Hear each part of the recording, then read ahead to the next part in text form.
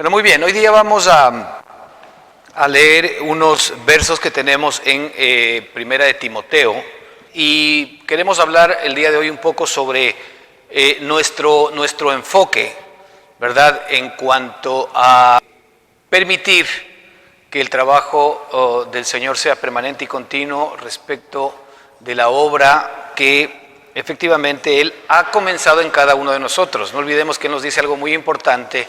Él nos dice que la buena obra que Él comenzó, Él mismo la perfeccionará. Él comenzó la obra y Él mismo la perfeccionará.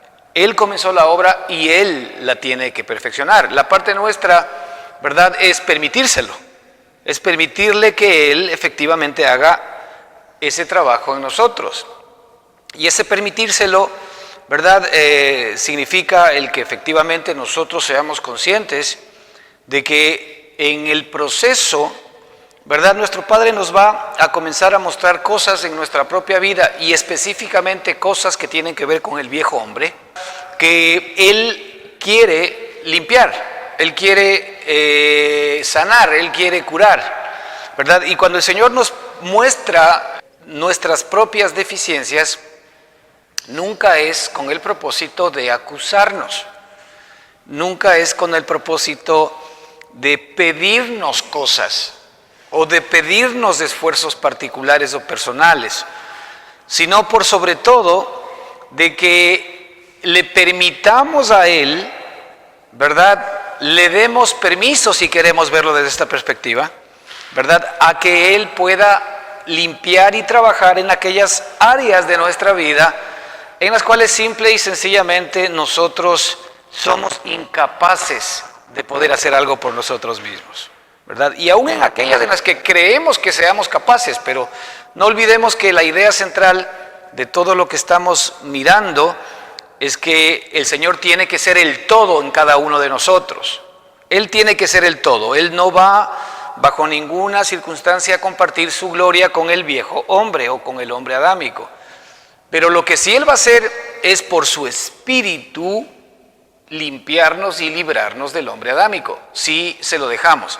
El grave problema es que en nuestro afán muchas veces de querer ver cambios en nuestra vida, nosotros le ayudamos, entre comillas, al Señor a hacer cosas y comenzamos a obrar, comenzamos a hacer obras, ¿verdad?, de justicia, que muchas veces lo que hacen básicamente es que otra vez, ¿verdad?, esa famosa ley que veíamos nosotros en Romanos capítulo 7, que es la ley del pecado y de la muerte, haga permanentemente su trabajo en nosotros y estemos en un proceso permanente, ¿verdad?, de acusación, de condenación, ¿no es cierto? Y no sabemos cómo salir de este círculo vicioso. Y el Señor lo que quiere es sacarnos de ese círculo vicioso para que ya no vivamos nosotros acusados, para que ya no vivamos nosotros condenados. Uno de los graves problemas del cristianismo actualmente es que siempre estamos acusados, siempre estamos condenados, ¿verdad? Y en ese siempre estamos acusados y condenados es que viene justamente el círculo vicioso, porque resulta que allí es cuando nosotros venimos donde el Señor a arrepentirnos por nuestros pecados y todo eso está bien, ¿verdad? Pero actuamos en el sentido de comenzar otra vez a tratar por nuestra propia mano, por nuestra propia capacidad, a limpiarnos. Si el Señor hubiese sabido que nosotros mismos nos podríamos limpiar de nosotros mismos, en vano hubiese sido la venida de Cristo. ¿Para qué vino Cristo entonces? Sí, Cristo vino efectivamente a hacer su trabajo. Entonces, hoy queremos de alguna manera mirar esto. En el libro de Timoteo, Primera de Timoteo, vamos a leer unas ideas que le da el apóstol Pablo a Timoteo para que trabaje con la iglesia, ¿verdad?, en la que se encontraba. Entonces dice: como te rogué que te quedases en Éfeso cuando fui a Macedonia, para que mandases a algunos que no enseñen diferente doctrina. Fíjese que aquí ya se comenzaba de alguna manera a poner en evidencia que los hermanos de Éfeso, que habían sido enseñados y que habían recibido efectivamente ¿no es cierto?, una revelación y una palabra a través de Pablo, la palabra de Cristo mismo, ¿verdad?, comenzaron de alguna manera a enseñar cosas distintas, a enseñar cosas diferentes, ¿verdad? Y aquí el apóstol Pablo lo que quiere básicamente es que nosotros nos centremos en qué es o cuál es el meollo y el corazón mismo de lo que Dios siempre ha querido enseñarnos, ¿sí? Y queda claro ya, primero, que no enseñen diferentes doctrinas. Y nosotros evidentemente sabemos que aquí en nuestro tiempo estamos llenos de muchísimas doctrinas, y por esto es que la respuesta no es, ¿verdad?, ¿qué doctrina es la verdadera? No, ninguna desde esa perspectiva. Porque esto no es un tema de doctrinas, esto es un tema de vida, ¿sí? La doctrina es letra muerta, pero la vida es algo que yo puedo experimentar, y es algo que el Señor quiere que nosotros efectivamente vivamos. Dice que no enseñen diferente doctrina, ni presten atención, fíjese la palabra, ni presten atención, porque muchas veces nosotros nos enfocamos, ¿verdad?, en cosas que de alguna manera no van a darnos la respuesta que esperamos. Ni presten atención a fábulas y genealogías interminables que acarrean, ¿qué cosa? Acarrean disputas. Y es por esto que hoy nosotros vemos una iglesia absolutamente dividida. ¿No se dan cuenta? ¿Qué es lo que acarrean las doctrinas? ¿Qué es lo que acarrean normalmente nosotros enfocarnos en las enseñanzas? Acarrean disputas. Y es fácil ver, ¿verdad?, hoy en nuestro cristianismo, ¿verdad?, cómo estamos absolutamente divididos. Ahora, vea usted que cada organización tiene una doctrina que está defendiendo, ¿verdad?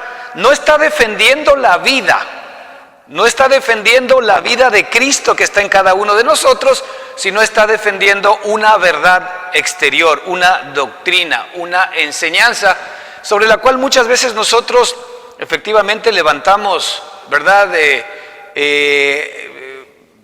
tendencias religiosas inmensas, a veces sobre la base de 1, 2, 3, 4, 5 versículos. Defendemos los versículos, ¿sí?, pero no defendemos la vida. Entonces, aquí lo que nos dice es: ni presten atención a fábulas y genealogías interminables que acarrean disputas, más bien, es decir, más bien que presten atención.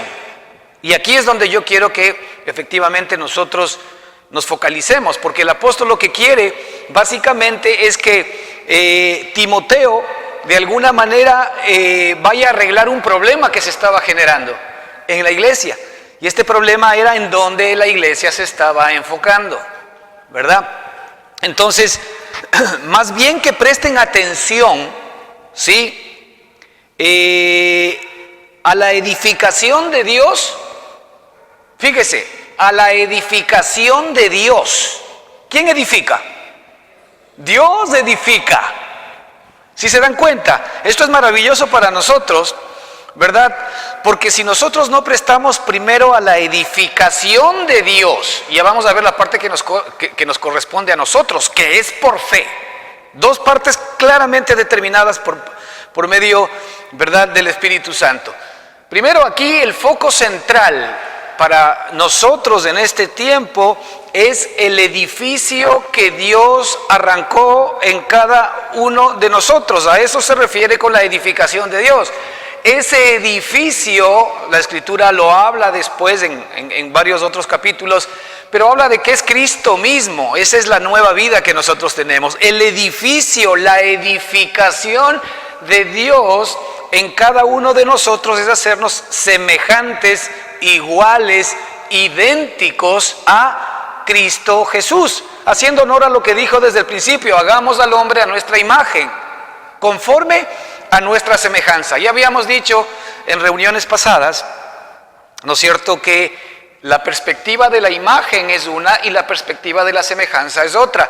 La perspectiva de la imagen, ¿no es cierto?, es lo que nosotros estamos viviendo en el primer hombre, ¿sí? Nosotros realmente nos convertimos en sombra de lo que Dios era. El propósito del Señor cuando creó al primer hombre, Adán, no lo hizo como nosotros. El primer Adán no fue hecho como nosotros. El primer Adán fue hecho, ¿verdad?, como un hombre perfecto, un hombre que aun cuando no había nacido de Dios, sino había sido hecho por las manos de Dios, este primer hombre no tenía lo que hoy nosotros sí tenemos. Por esto es importante entenderlo, y por eso es que se va a hacer realidad, ¿verdad?, la segunda parte, que es la semejanza. Este hombre no tenía los genes de Dios, no tenía el ADN espiritual de Dios. Este hombre, ¿verdad?, lo que recibió de parte de Dios básicamente es el árbol de la vida, que nos muestra efectivamente la Escritura en el campo del Edén. ¿Por qué? Porque si Adán, ¿no es cierto?, decidía no comer del árbol del conocimiento del bien y del mal, del cual el Señor le advirtió y le dijo, morirás, ¿no es cierto? Y cuando le dijo morirás, ¿sabe qué le dijo? Le dijo, a usted y a mí, a todos y cada uno de nosotros nos va a pasar lo que nos está pasando el día de hoy. Eso es morirás. Morirás es vivir, ¿verdad?, la vida que tenemos hoy alejada de la vida de Cristo, sin la vida de Él. Eso es morir. No olvidemos que la muerte es ausencia de vida. Y el Señor Jesucristo dijo que Él era la vida. Así que cuando yo no tengo a Cristo, yo que estoy vivo, estoy muerto. Desde la perspectiva de Dios, estoy muerto. Porque si yo no tengo a Cristo, que es mi vida, o es la verdadera vida, entonces yo estoy muerto. De allí que una muerte, ¿verdad?, la muerte para Dios era básicamente que efectivamente esa vida a nosotros no sea quitada. Y cuando el Señor le advierte a Adán, ¿no es cierto?, y le dice que ciertamente morirá, le estaba hablando de la experiencia que él iba a tener cuando sus ojos le fueron abiertos a un mundo distinto, a una creación diferente de la que el Señor había creado, ¿verdad? Y en esa perspectiva todavía nos encontramos nosotros el día de hoy. En esa perspectiva, en ese mundo que está efectivamente apartado de Dios.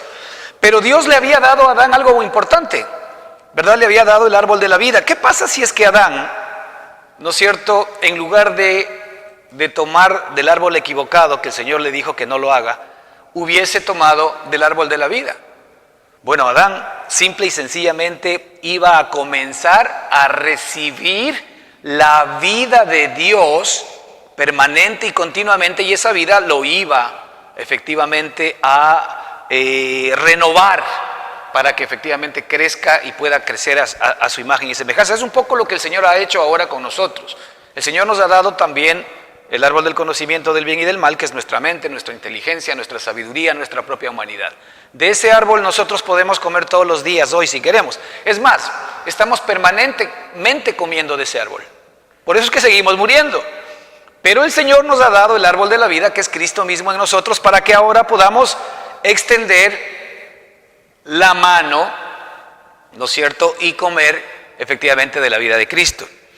Entonces, el foco que queremos ver es que el apóstol le muestra a Timoteo que lo importante, a lo que hay que prestar atención, o a lo que él debía recordar a los hermanos que presten atención, es en la edificación de Dios.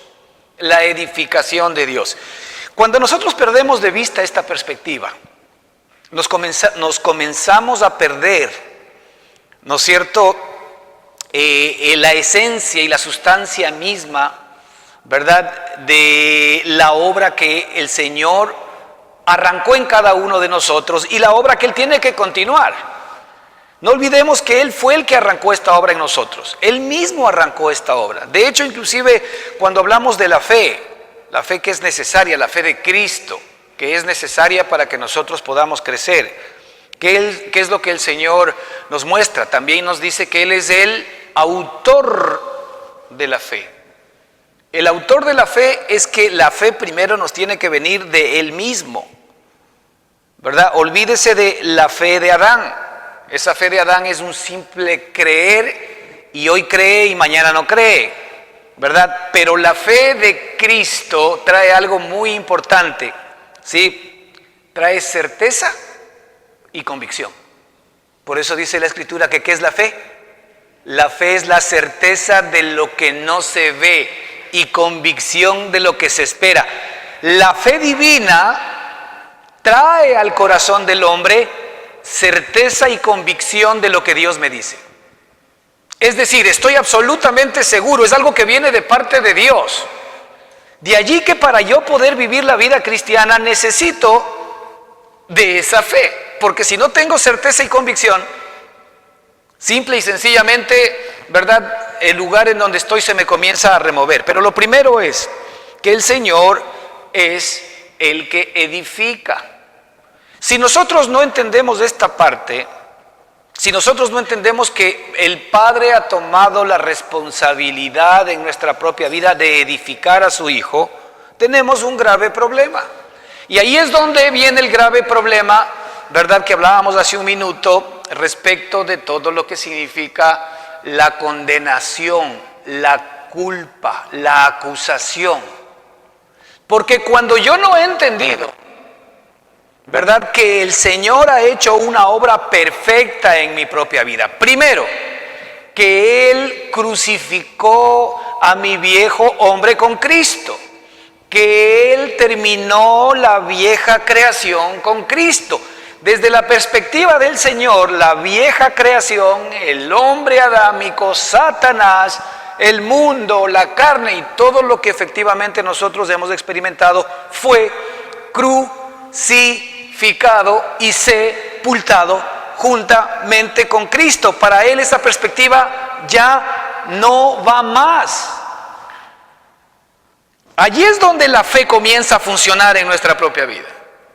Porque o yo le creo a lo que veo, a lo que entiendo, a lo que toco, a lo que siento, a lo que pienso que es mi hombre adámico, que es la vieja creación, o yo comienzo a poner mi mirada en la edificación de Dios, en la responsabilidad que Él tiene para levantar en mí la vida de su amado Hijo Jesucristo.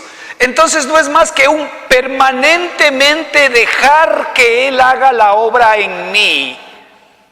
Pero el enemigo, Satanás, sabe que efectivamente cuando es capaz de desviar nuestra mirada y de desenfocarnos hacia la doctrina, de enfocarnos en la enseñanza, que a la final la doctrina y la enseñanza siempre van a regresar a vernos a nosotros mismos.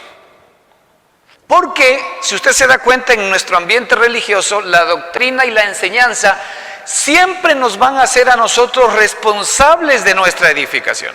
¿O no es así?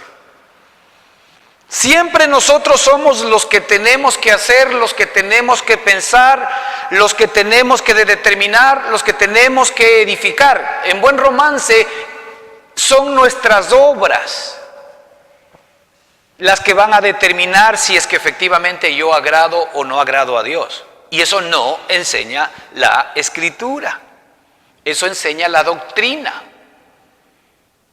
Durante mucho tiempo nosotros recibimos, por ejemplo, en una sola parte que digo que casi toda la iglesia cristiana ha estado de acuerdo, y es en el hecho de que para poder recibir a Cristo, primero nosotros sabemos que no somos dignos, no recibimos a Cristo simple y sencillamente porque lo merezcamos. Nadie es merecedor de poder recibir a Cristo. ¿Qué necesitamos nosotros para poder recibir el perdón, el amor y la redención de Dios?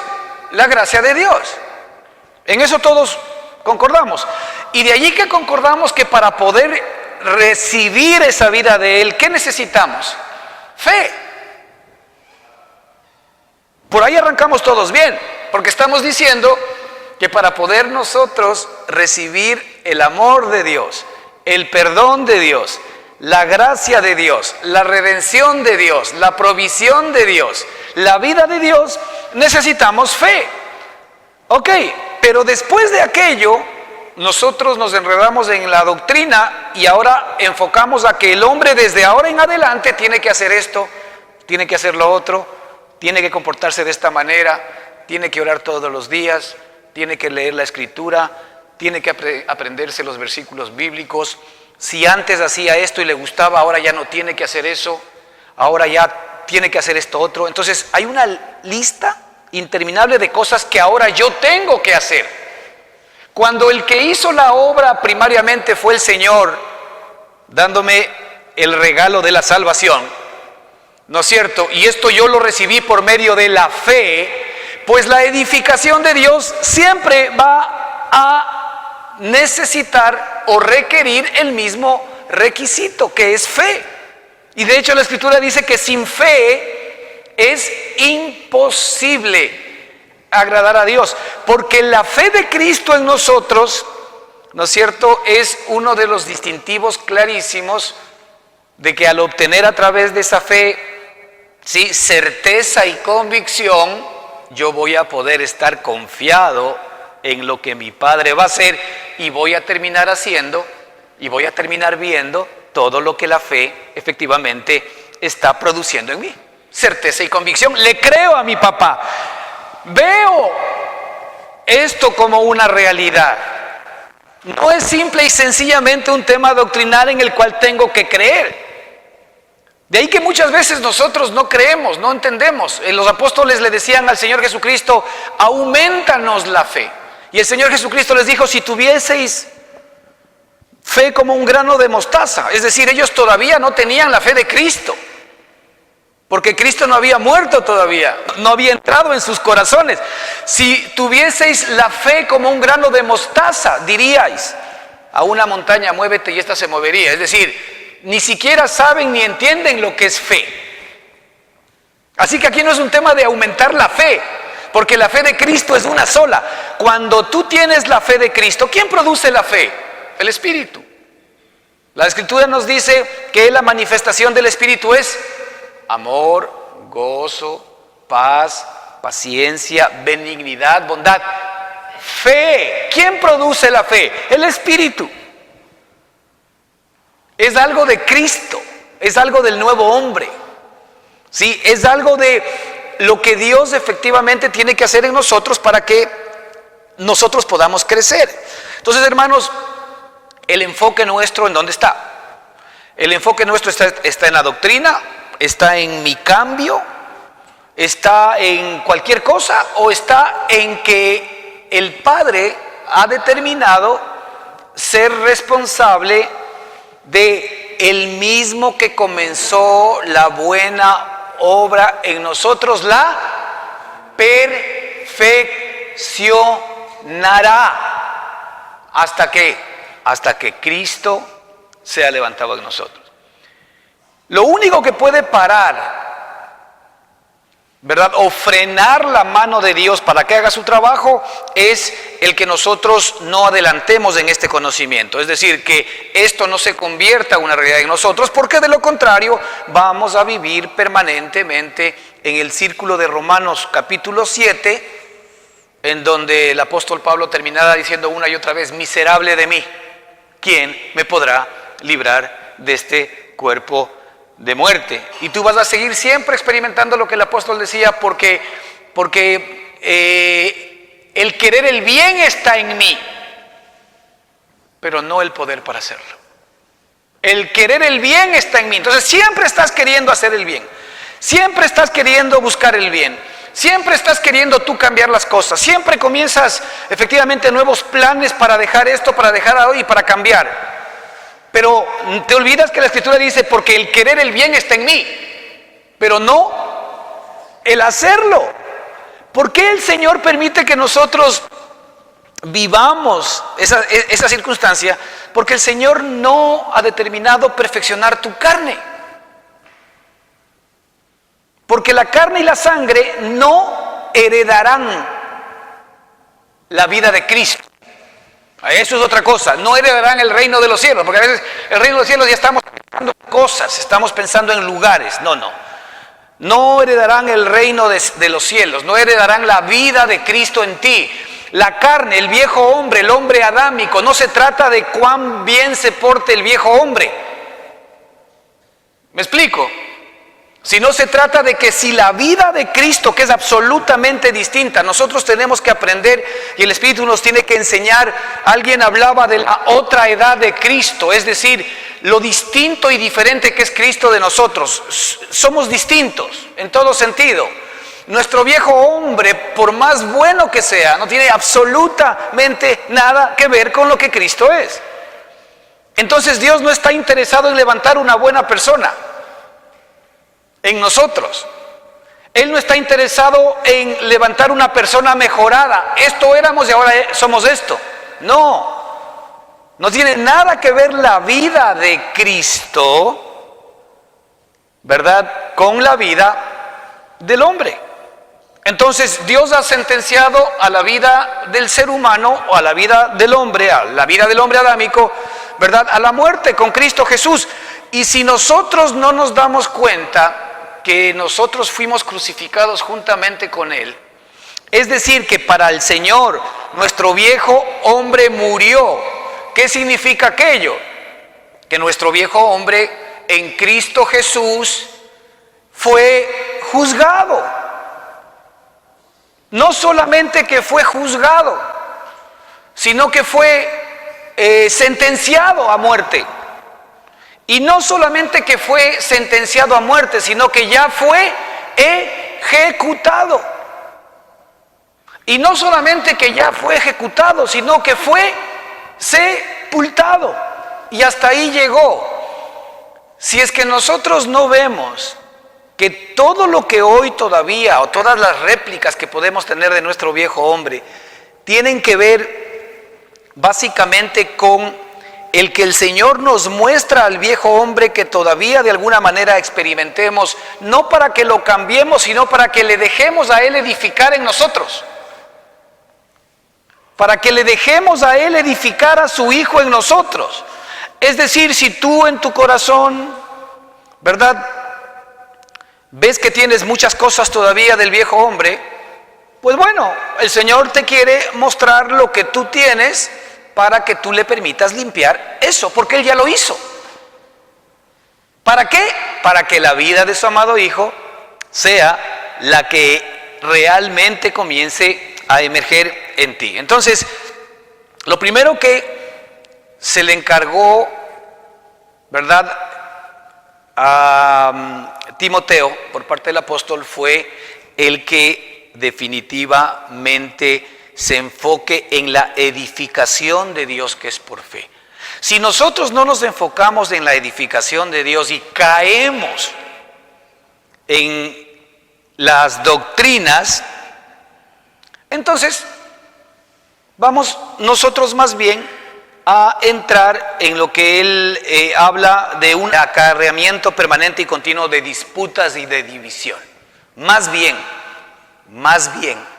que lo que Dios quiere hacer con todos y cada uno de nosotros.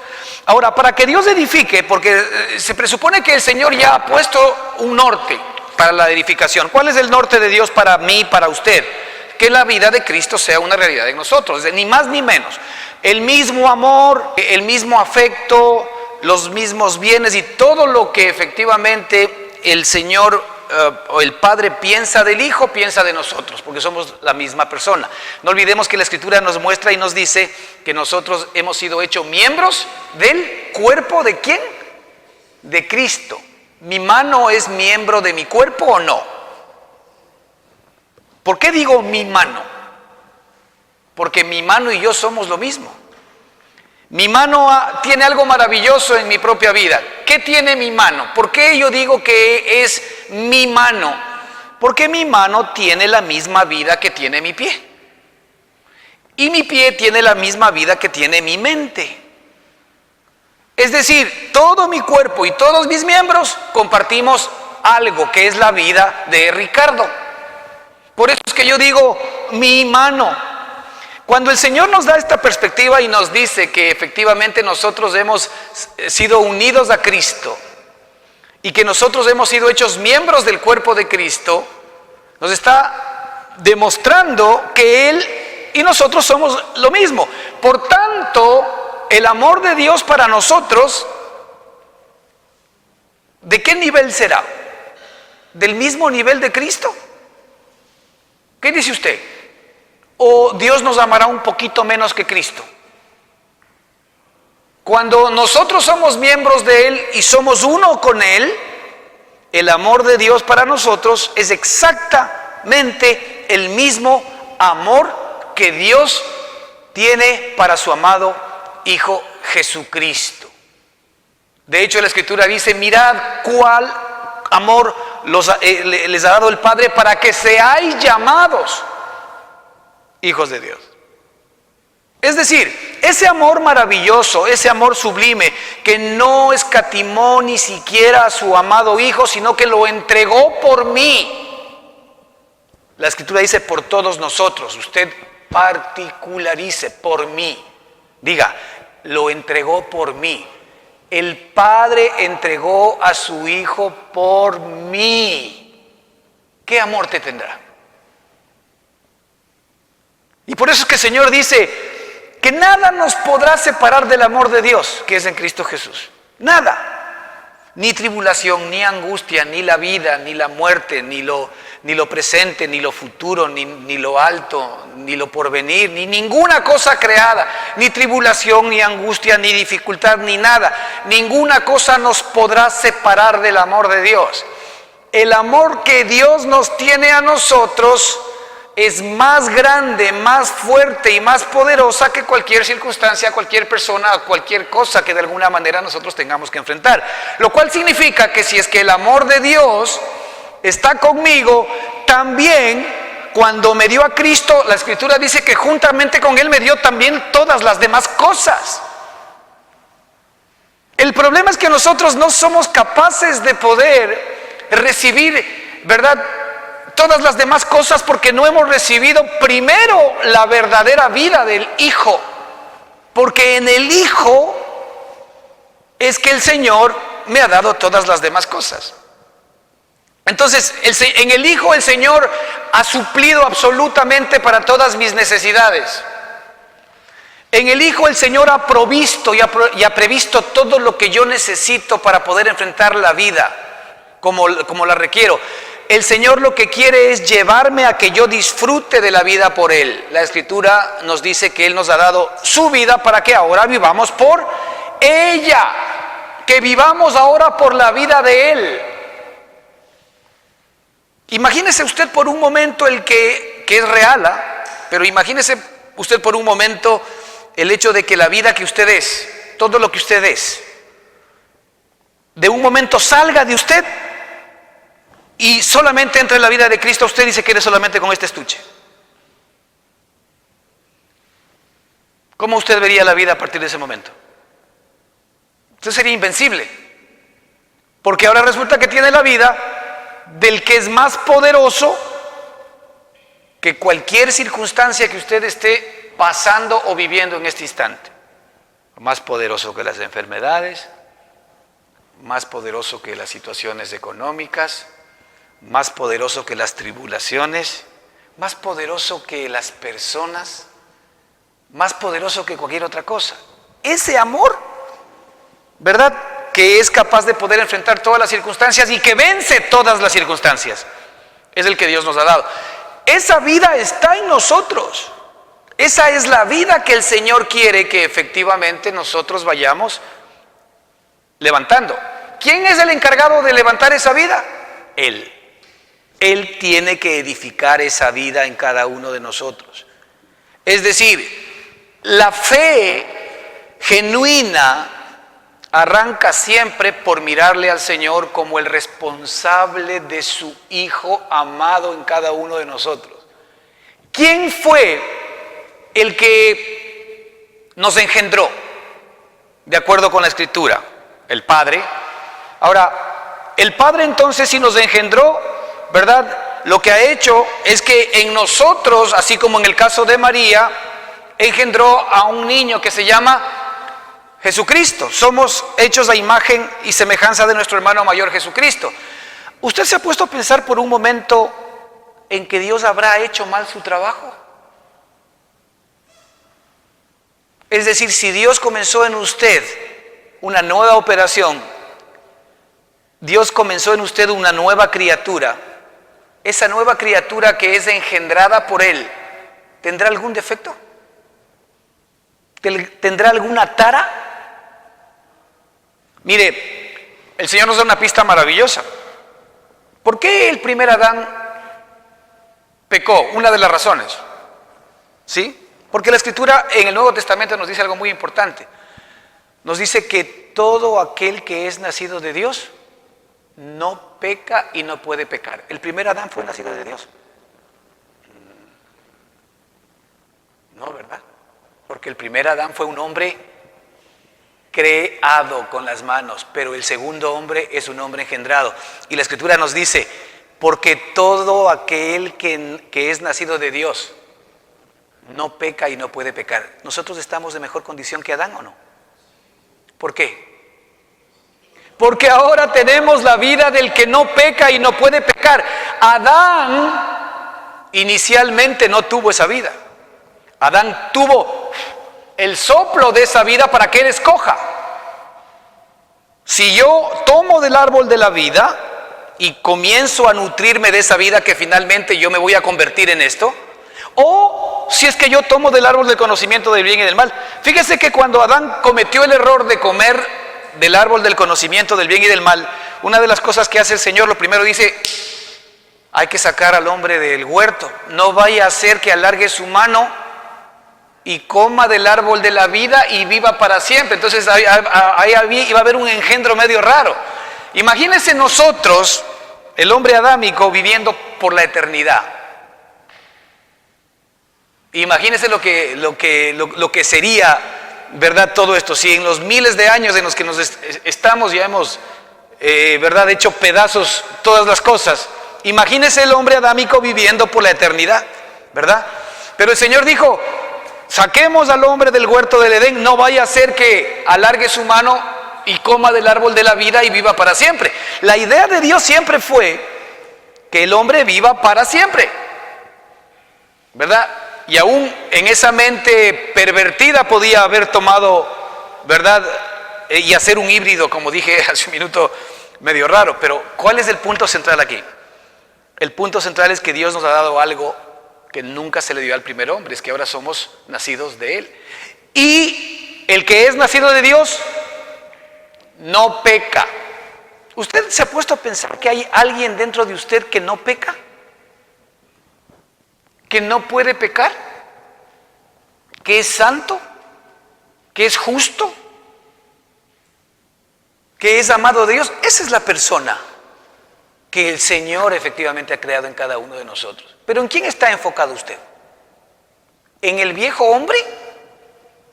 ¿En el hombre adámico o en la nueva creación de Dios? De hecho, el Señor nos dice una y otra vez que para Él ni la circuncisión ni la incircuncisión, ¿verdad?, sirven o tienen algún valor, sino una nueva creación. Ok, esa nueva creación es hijo o hija de Dios. Esa nueva creación es la que el Señor tiene que seguir edificando en cada uno de nosotros. ¿Cómo? Pues el Señor tiene que dar la leche espiritual no adulterada. ¿Cómo un niño puede tomar, ¿verdad?, la leche materna no adulterada? ¿Qué dice? Tomando directo del pecho de la mamá. Es la única manera, ¿verdad?, que el niño efectivamente va a tomar la leche correcta. En la misma figura espiritual, nosotros tenemos que tomar la leche. La leche es la vida del Señor, porque en la leche espiritual están los nutrientes de esa vida. En la leche espiritual está el amor, el gozo, la paz, la paciencia, la benignidad, la bondad, la fe, la mansedumbre, la templanza. ¿Quién me tiene que dar esa leche? ¿La doctrina? ¿El pastor? ¿Quién me tiene que dar ese nutriente? Directamente Dios. Porque Él es mi mamá, si lo queremos ver así. Él es la madre que me alimenta. Entonces la única manera como yo voy a tener esa leche espiritual no adulterada, o voy a tener acceso a esa leche espiritual no adulterada, es recibiendo directamente de Él. Más allá de que nosotros podemos traer aquí enseñanzas, más allá de que hay libros que nos pueden ayudar, ¿verdad?, para efectivamente ver las cosas de una manera, digamos que importante, de alguna manera nos dan una percepción espiritual que nos ayuda. La escritura maravillosa que tenemos nosotros, que fue inspirada por el Espíritu Santo de Dios, nos puede dar luz. Pero también fíjese cómo nosotros la malutilizamos. La aterrizamos a una simple doctrina. Y cuando la escritura se convierte en doctrina, ya no es vida. Y el Señor dijo, yo he venido para daros vida, no doctrina, no enseñanza, no conocimiento. Yo he venido para daros vida. Así que esa vida es la que el Señor quiere edificar en usted y en mí. Si nosotros no estamos como congregación y como cristianos enfocados en, a ver, ¿cuánto de esa vida es real en mí? ¿Esto que yo estoy escuchando en este momento es para mí una enseñanza? Porque si es una enseñanza es doctrina. O yo estoy comenzando a recibir la vida del Señor. Pues muy bien, el Señor lo que quiere es que si es que tú honesta y sinceramente dices, no, todavía no estoy experimentando esto, pues entonces déjate de mirar doctrina y pon tu mirada en tu Padre para que Él comience a edificar en tu propia vida. El problema es que si es que Él no edifica, nunca vas a crecer. La edificación no viene por el pastor, no viene por venir todos los domingos. La edificación no viene por leer libros. La edificación no viene por cuánto oro. La edificación no viene por cuánto leo la Escritura, por cuánto estudio. No. Imagínese usted, ser humano, que para poder llegar a sus 70 años, desde el momento en que nació, cuando era bebecito, usted tenía que aprender cómo ser hombre, cómo ser humano, cómo hacer que la vida se genere en usted. ¿Podría haberlo hecho? No.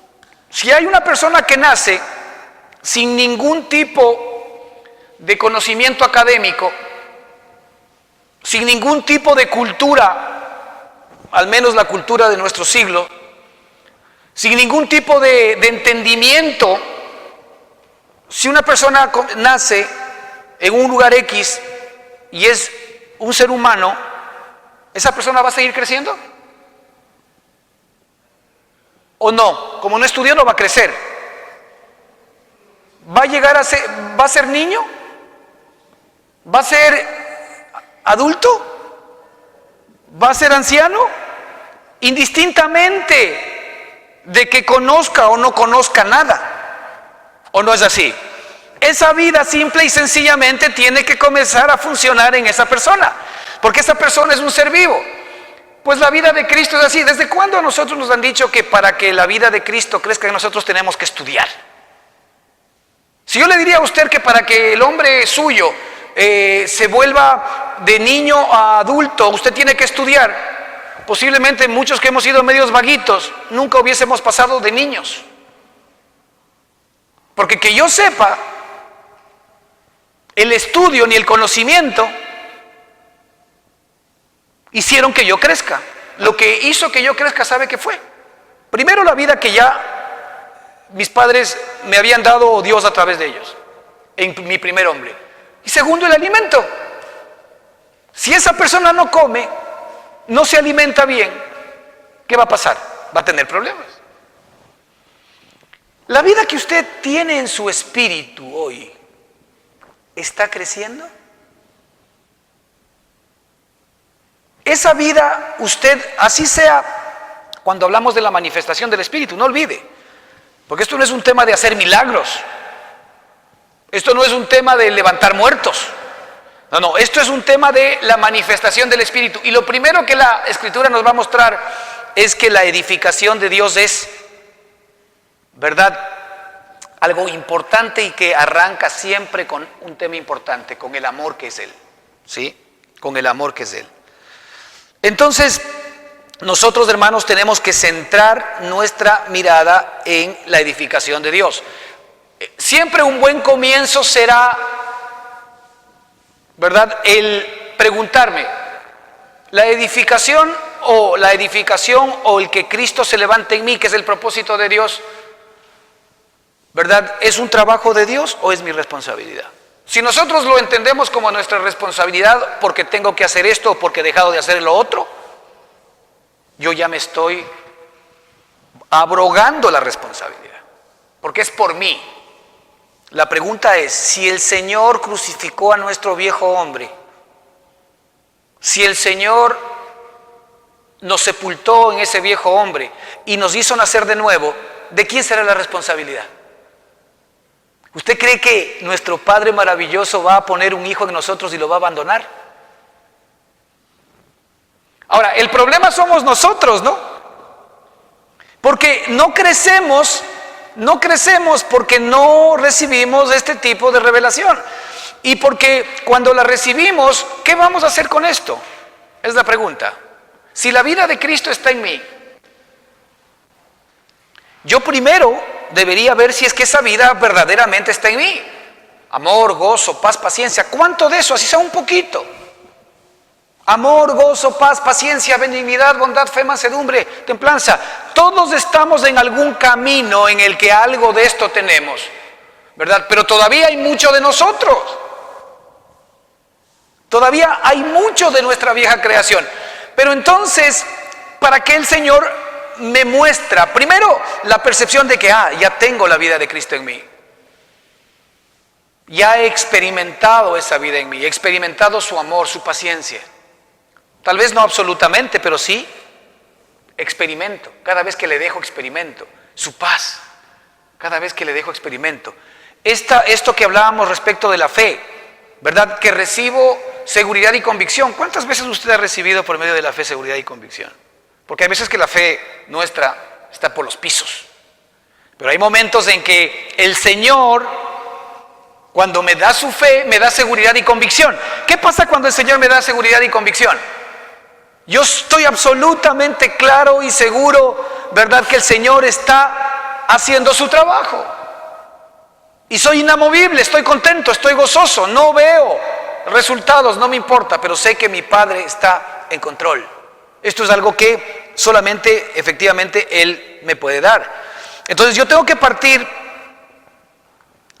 de verle a Él como el que tiene que edificar las cosas. Pero para que Él las edifique, yo necesito, vuelvo y repito, permanentemente venir a fe.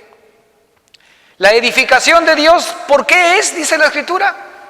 Es por fe. Si Dios me muestra la obra que Él ha hecho en mí, la pregunta es, ¿yo le doy paso para que Él continúe? ¿O simplemente no le creo? ¿O simplemente no le creo? Si yo efectivamente pongo mi fe en Él, Él va a comenzar a hacer la obra que efectivamente Él ha arrancado en mi propia vida. Si yo sé que soy un hombre impaciente y la Escritura nos dice, por ejemplo, que Él, ¿verdad?, es paciencia.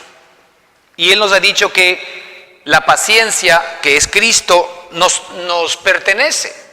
¿A nosotros nos pertenece la paciencia de Cristo? Sí, porque somos su hijo. Ahora, yo tengo en mí, yo estoy experimentando la paciencia de Cristo. Eso es vida, ¿no? ¿Estoy experimentando la paciencia de Cristo? Pues soy un fosforito. Cualquier circunstancia inmediatamente hace que explote y que se levante una llave en mí. ¿Estoy experimentando la paciencia de Cristo? No, no estoy experimentando la paciencia de Cristo. Muy bien. ¿Cómo es práctico esto?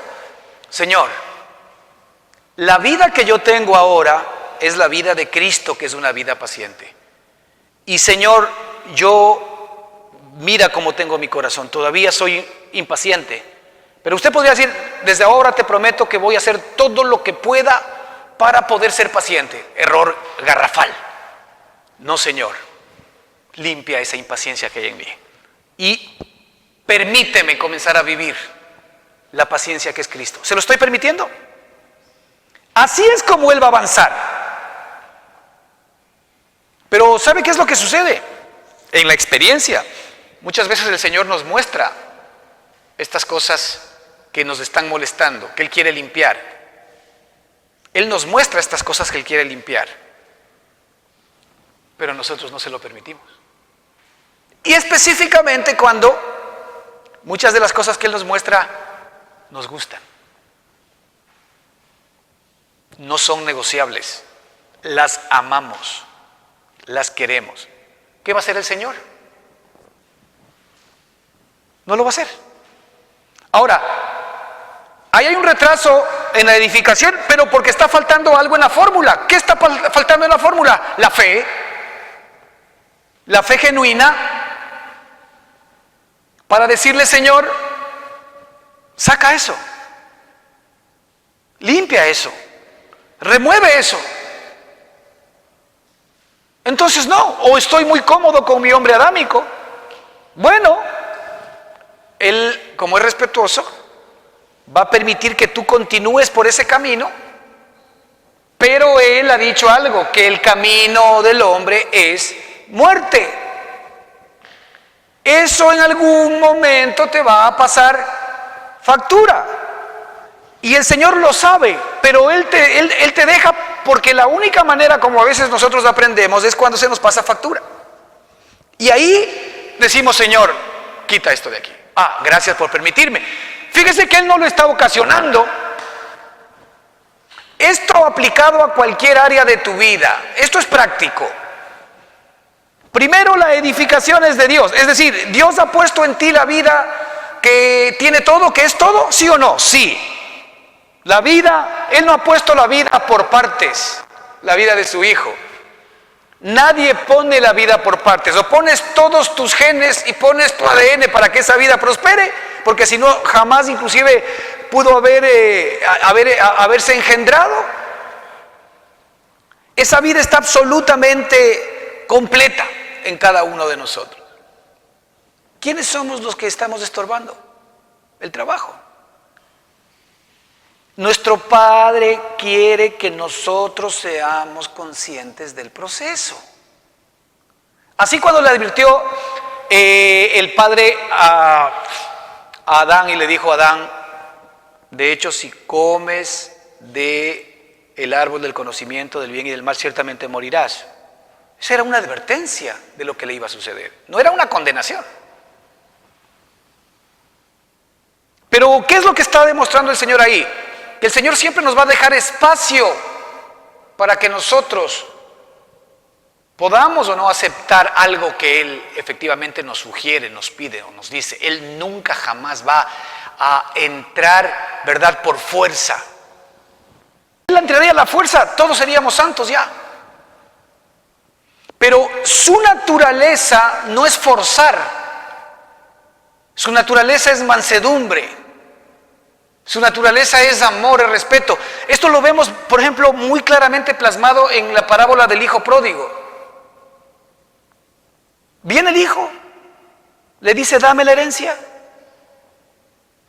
Y el padre, la única opción que tiene es de entregársela. Si nosotros ahora hablamos de la herencia, bueno, aquí se presupone que si no hay muerte no hay herencia. No sé, en aquel entonces seguramente también. Pero sin embargo, yo soy responsable. Y si mi hijo se quiere ir, ¿cómo le voy a mandar con las manos vacías? Bueno, ok, el padre le dio la herencia. Fíjese, el padre le dio la herencia.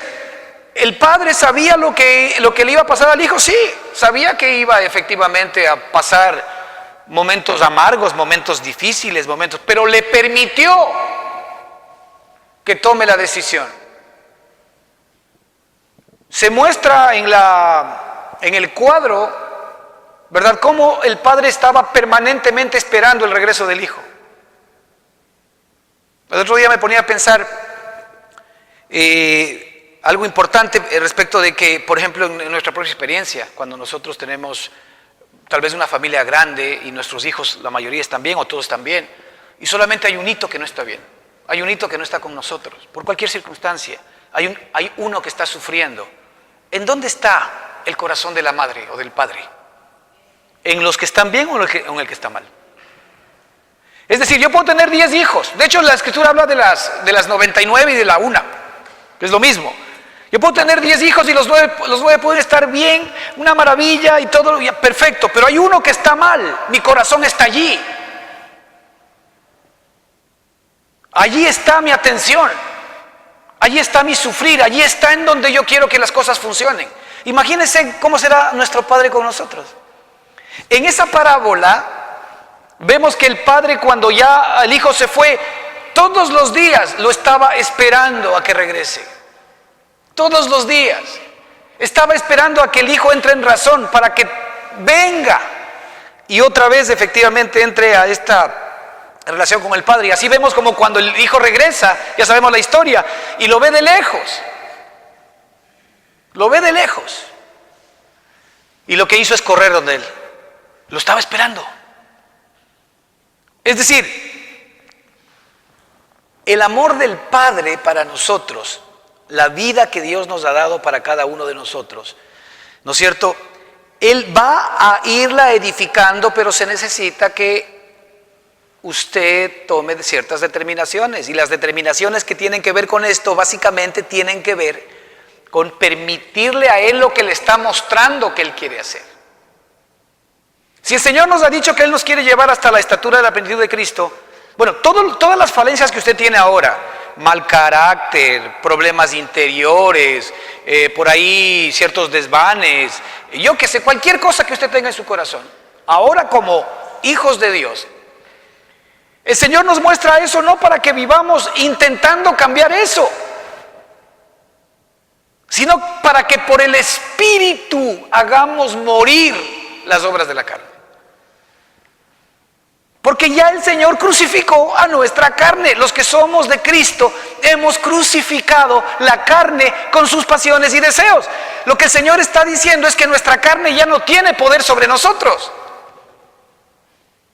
Permitámosle al Espíritu que haga el trabajo, está diciendo.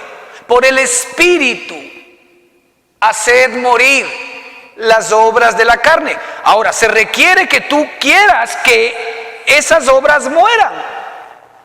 Entonces, como tú no puedes, se requiere que tú se lo permitas para que Él haga el trabajo y edifique a su hijo y diga, sí, mi Padre está conmigo. Pero mientras tú no quieras, mientras no se lo permitas, no lo va a hacer. Esta es la edificación de Dios, que es por medio de la fe. Fíjese en dos temas importantes para el día de hoy. ¿En qué estamos nosotros centrados? ¿En doctrinas? Eso nos va a crear problemas, división, porque Dios no vino a darnos doctrinas, sino vida. Ok, ¿qué es lo que importa aquí entonces? El enfoque es la edificación de Dios. Primero, Dios es el que edifica, hermanos. Si usted no entiende esta parte, va a estar todo el tiempo interrumpiendo el trabajo del Padre. Él es el que edifica y Él va a edificar la vida de Cristo en usted. Perfecto. Él ha puesto toda esa vida en usted para que efectivamente esa pueda ser una realidad. ¿Qué se necesita para que sea una realidad? La edificación de Dios, que es por medio de la fe. Esa es la parte nuestra. Pero es la misma fe de Cristo. Porque inclusive si yo no tengo fe, le voy a decir, Señor, la fe de Cristo me pertenece, no tengo fe. Dígale al Señor, yo no tengo fe. Sí, a eso, y lo así, bravo. Porque Cristo tiene fe. Hasta eso te dio. Ok, la fe de Cristo, ¿no es cierto?, funcionando, expresándose en mí, lo que va a hacer es que le va a permitir, porque le va a creer al Padre. La fe de Cristo nos da, ¿qué cosa? Certeza y convicción. Al darnos certeza y convicción en la palabra de Dios, ¿qué voy a hacer yo? Se lo voy a permitir. Y entramos en este círculo virtuoso de crecimiento y de bendición.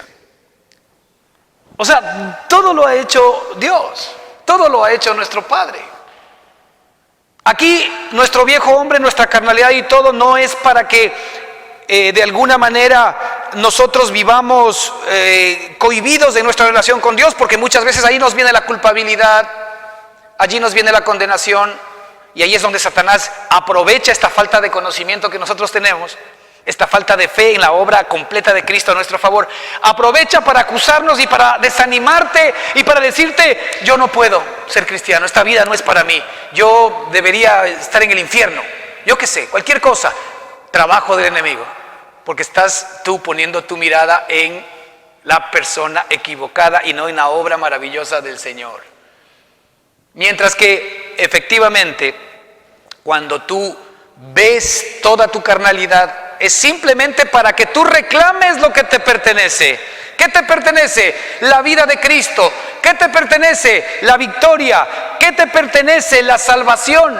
¿Qué te pertenece? La liberación. ¿Qué te pertenece? La libertad. Eso es tuyo, Padre. Eso es lo que tú me has dado. Mira, aquí todavía yo estoy preso. Aquí todavía no soy libre. Aquí todavía hay mucha suciedad en mi vida. Ok, Padre, es tu trabajo, no es mío. Limpia todo esto. ¿Y qué cree que va a hacer el Padre? La buena obra que Él comenzó, la va a terminar. Edificación de Dios, nuestro Padre se hace responsable. Nosotros actuamos en la fe que Él nos da para permitir que Él siga haciendo crecer a Cristo en nuestra propia vida. Amén.